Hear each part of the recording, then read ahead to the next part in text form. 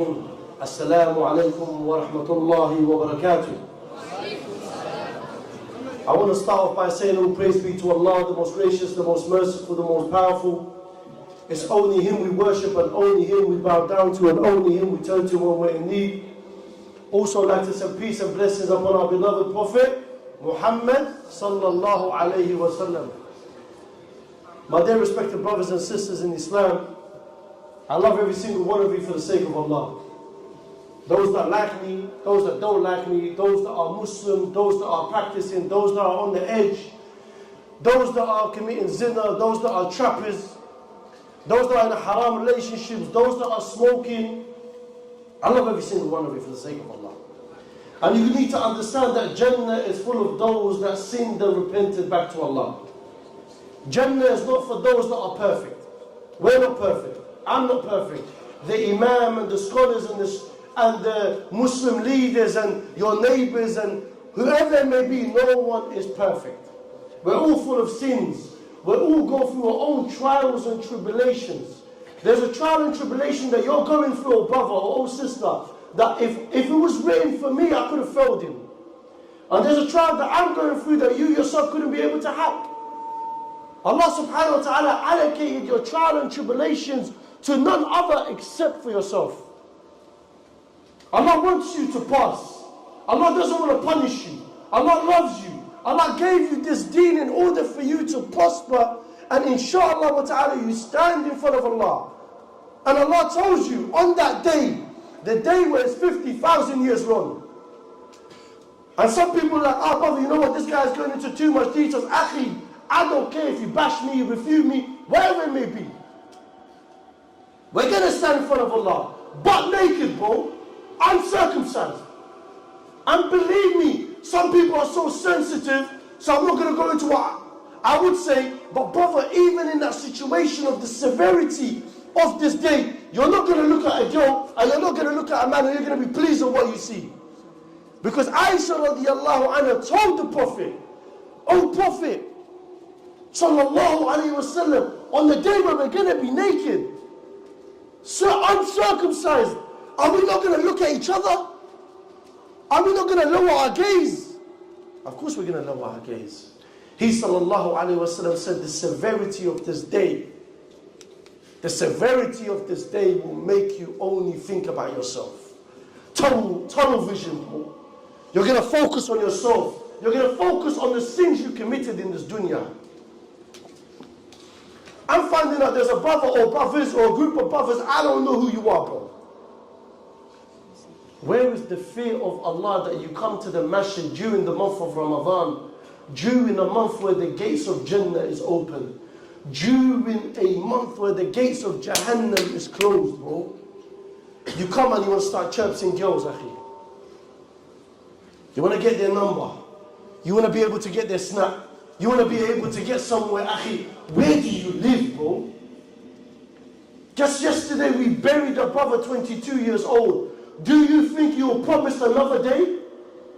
Nah, bro. Cuss me, bro. I got a long life ahead of me.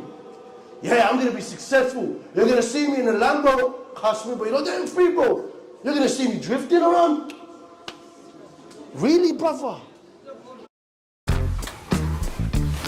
Whatever you're doing, get a great night's sleep in our super comfy beds. Really, brother? The moment you make this dunya your priority, the moment the akhirah, Jannah will walk away from you. You prioritize this dunya. You didn't just prioritize the dunya, you prioritize your deen. You prioritize your jahiliyyah over the deen. You prioritize in a haram relationship your own desires and your arrogance over the deen of Allah subhanahu wa ta'ala. Allah is my witness, bro. I was in such a severe moment back in the house that I was staying with one of the brothers. I couldn't move properly, bro. I'm in a lot of pain. I'm not feeling well. But the youth came to the house of Allah subhanahu wa ta'ala. Even if I was on my deathbed, I would try to come. Even though I looked at the people around me, said, bro, I can't come, I'm not coming. I can't come, I don't have the strength to. My head is pounding, my head is hurting me. My bowel, the bag I have on my stomach is causing me pain. And the nerve damage. And brothers want to have this, Akhi, brother, please understand this, bro. We live in a time and age. But we live in a time and age, bro. Stop making your opinions heard. Stop thinking that you have to go online and bash every single brother, scholar, person of knowledge, your local imam, whoever it may be in your community, bash him online. I don't care, bro. You can bash me, I don't give a damn. But the fact of the matter, during Ramadan, bro, man, them are backbiting and slandering other Muslims. You're eating their flesh. And then you want to come and stand in front of Allah subhanahu wa ta'ala and you claim you wanted Jannah, but everything you did in this dunya was not from the characteristics and the manners of people of Jannah. Like there was a video that went around viral of me getting punched in the masjid. We already know who it is. We checked the CCTV. The guy that punched me exactly in the same place where I got stabbed.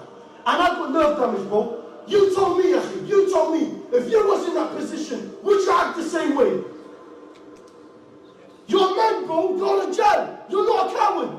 Punching the next man. There is a waste man speaker that comes to your community and you got to punch him. And because I lost my mind, I said, brother, hold up. I wasn't talking to little kids. I was talking to a group of mid-25-year-olds, bro. 5, 6 of them, none of them owned up. But we checked the CCTV. Where's Husnul Dhan? Where's speaking good of your Muslim brother? And if you, my brother, are one of the people that slander me and backbite me online, wallahi, I forgive you. Because I want to see you in Jannah. But the man that was a coward and punched me in the back, and you're telling me, brother or sister, especially the sisters, let me not start. Let me not start. Sisters are this jahil. I'm a jahil, I'm what?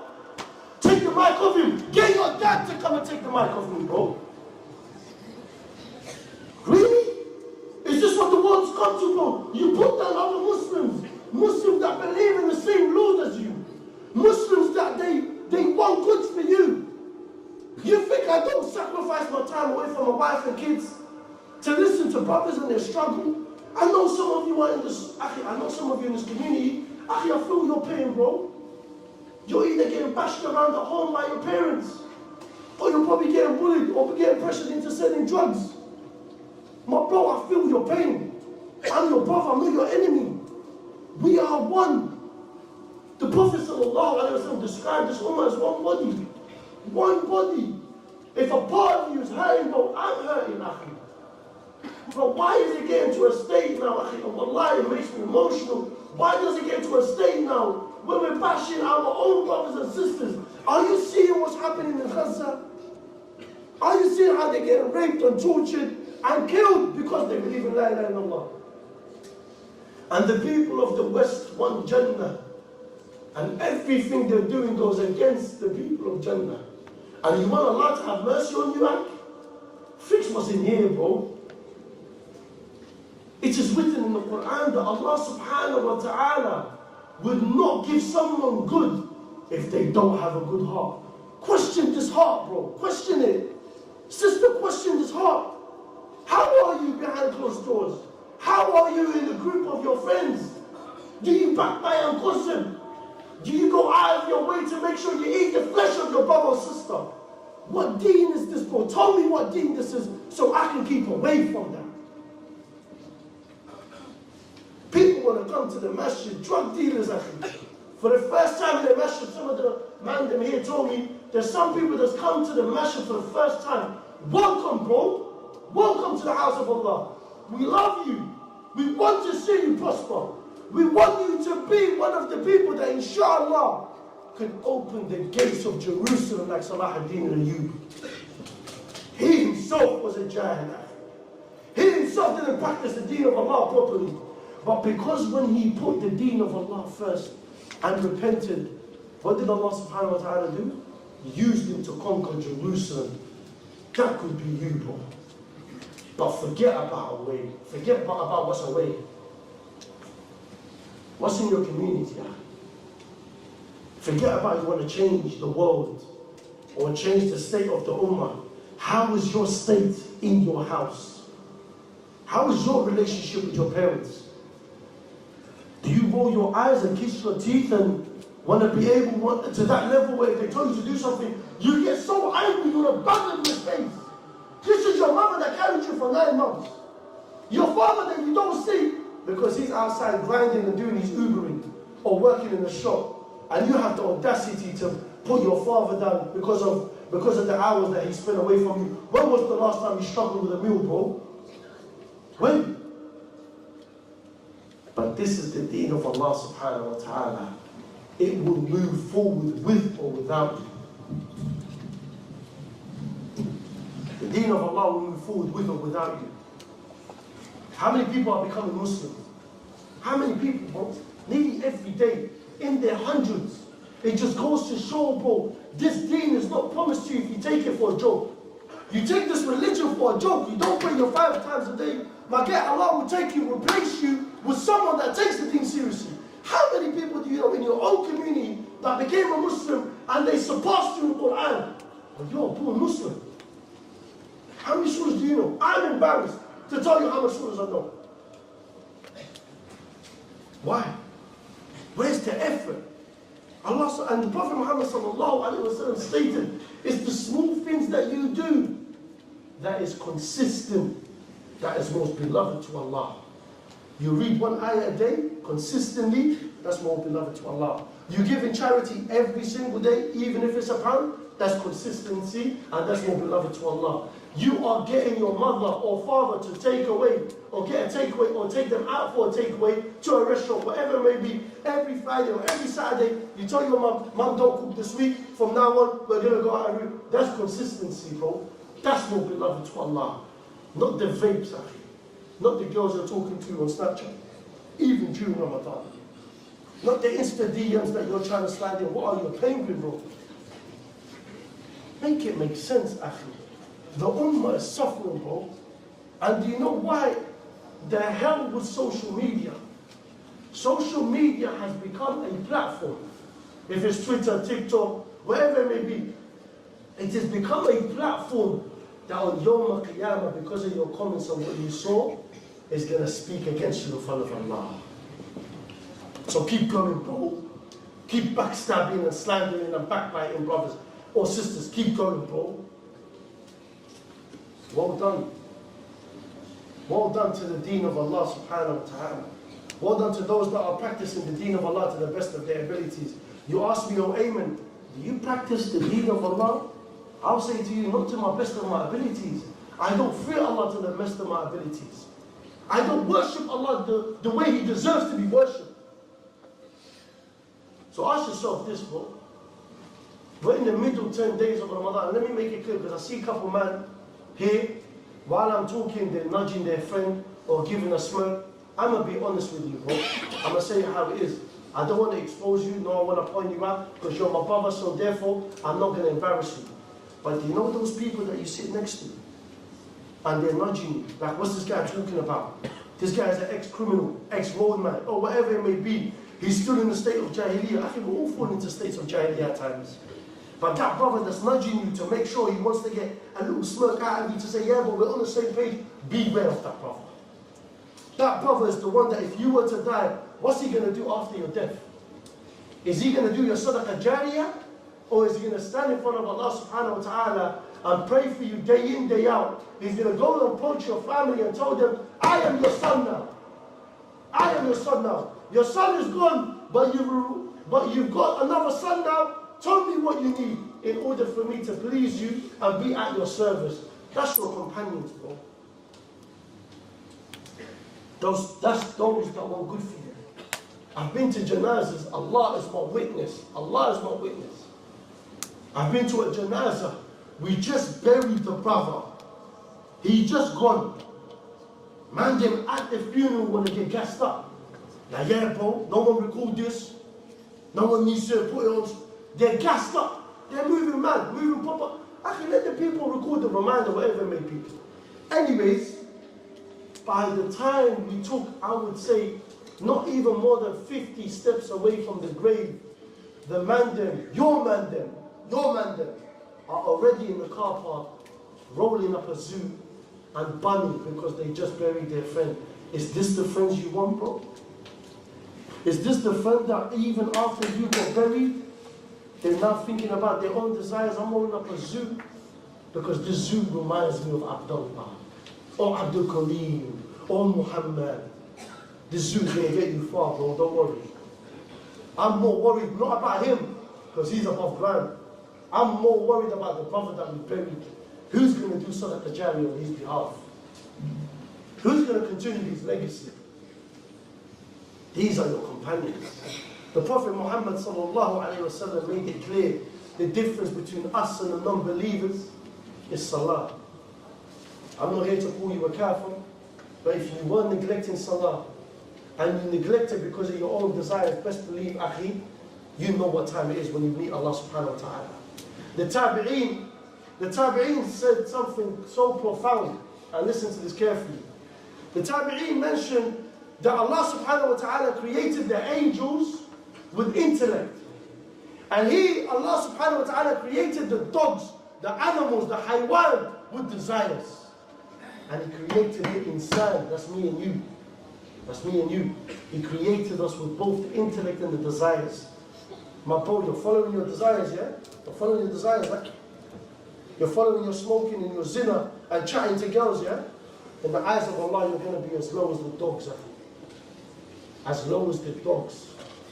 But you follow your intellect that brings you closer to Allah. Even if you follow your desires that better yourself. What type of desires am I talking about? The desire of sleeping, because it makes you function. The desire of eating food, it keeps you alive. The desire of drinking, and so on and so forth. There's good desires that you can take that it benefits you in order for you to, if you do it with the right intentions, it's a form of ibadah. Did you know this? From blinking, to drinking, to sleeping, to having a shower, to using the toilet, to working, to providing for your family, everything, if you do it for the sake of Allah, it's a form of ibadah, and it will go on your skull in Yawm al-Qiyamah. Now ask yourself this. What desires are you doing, O Muhammad, O Abdullah, O Yusuf, O Abdul Kareem, O Fatima, O Khadija? What are you doing to better yourself in the deen of Allah subhanahu wa ta'ala? If you were to die right now, will you be proud of yourself by standing in front of Allah and say, I am ready to enter Jannah? Are you proud of your outcome in this dunya? Are you proud of yourself, oh brothers, for you to go out of your way in a haram relationship and ruining other daughters' lives? Are you proud of that? Getting them away from their homes and secretly linking them? Are you proud of that? It's going to happen to your daughter. What goes around comes around, Akhi. Allah mentioned this in the Quran. You think it won't happen to you? Of course it will, bro. You destroyed families, and Allah subhanahu wa ta'ala is going to use you as an example and disgrace you. If you seek honor, if you seek izzah in anything other than the religion of Allah, you're going to be disgraceful, Akhi. Allah will disgrace you. In this dunya and in the akhirah. Are you happy with yourself right now? Are you proud of how much achievement you've committed during the month of Ramadan? Are you proud of the amount of Quran you've read? How connected you are to the book of Allah? You've been sinning for the past 11 months. 11 months in disobedience to Allah. 11 months you've neglected your family. 11 months you followed your desires by selling drugs and your zina and vaping, smoking, wherever it may be. It's time for you to redeem yourself today, bro. If you already haven't done it. It's time for you to come back to the deen of Allah subhanahu wa ta'ala.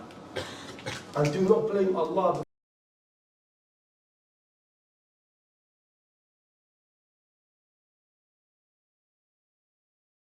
Ask yourself this. I am miserable. Why? I'm depressed. Why? You're depressed because you turned your back on Allah subhanahu wa ta'ala. The same place you left Allah, Allah hasn't moved.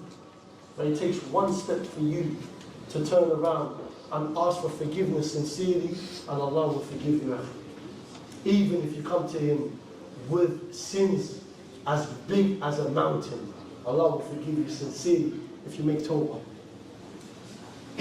Dear respected brothers and sisters, the ummah is suffering, and they're not suffering, Akhi, because we are getting battered from left, right and center. The ummah is suffering because of every single sin The ummah is suffering because we are away from the tawheed of Allah. The ummah is suffering because we lack knowledge. The ummah is suffering because we are not taking our time during salah, or even going as far as not even praying, Akhi. You know, in Surah Fatiha, and I'm going to want every single one of you, inshallah wa ta'ala, all together, from the beginning, I just want you to recite Surah Fatiha. So, three, so when I say one, recite Surah Fatiha, Bismillah. Ready, yeah? Bismillah. 3,